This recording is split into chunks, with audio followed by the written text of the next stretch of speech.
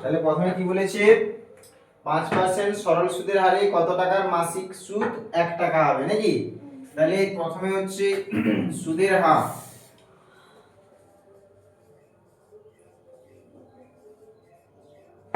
সুদের হার 5%, সময় কত বলেছে, মাসিক সুদ বলেছে মানে 1 মাসের হিসাব বলেছে। তাহলে 1 মাস, 1 মাসটাকে বছর করতে হলে কি করতে হবে, 12 দিয়ে ভাগ করতে হবে, তাই তো।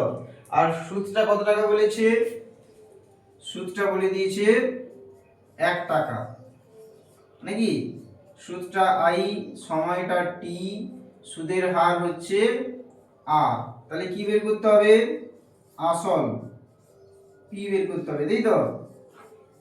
তাহলে আসল সমান 100 গুণিতক সুদ, সুদটা হচ্ছে 1 টাকা, তাই তো, বাই হচ্ছে সময় হচ্ছে 1/12 আর সুদের হার 5 নাকি।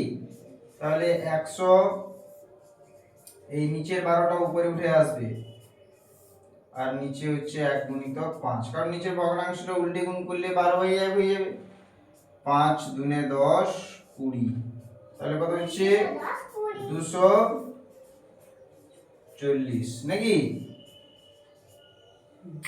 বুঝতে পারলে।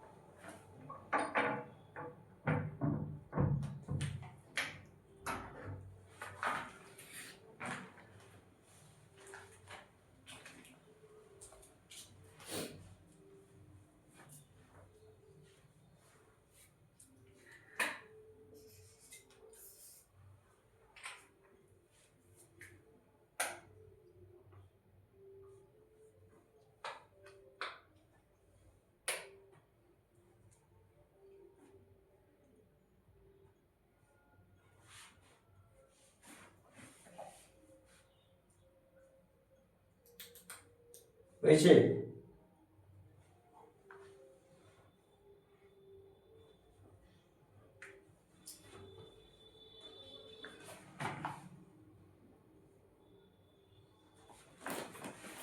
তারপরে দেখো 2 এর দাগে একটা সমীকরণ বলেছে, এর বীজদ্বয় আলফা ও বিটা হলে 1/α প্লাস 1/β এর মান কত নাকি,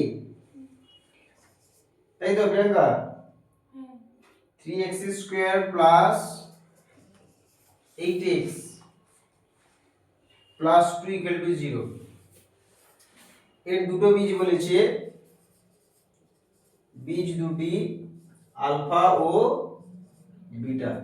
আমরা কি জানি যে বীজ দুটির যোগফল সমান কি হয়, মাইনাস অফ x এর সহগ বাই x স্কয়ার এর সহগ, অর্থাৎ minus of b by a নাকি।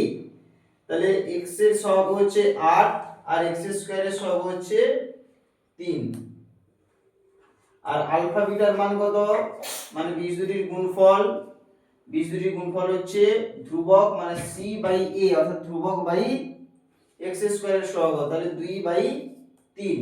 এবারে বের করতে বলেছে 1 বাই, এখানে লিখে দেব, আমরা জানি না লিখলেও হবে।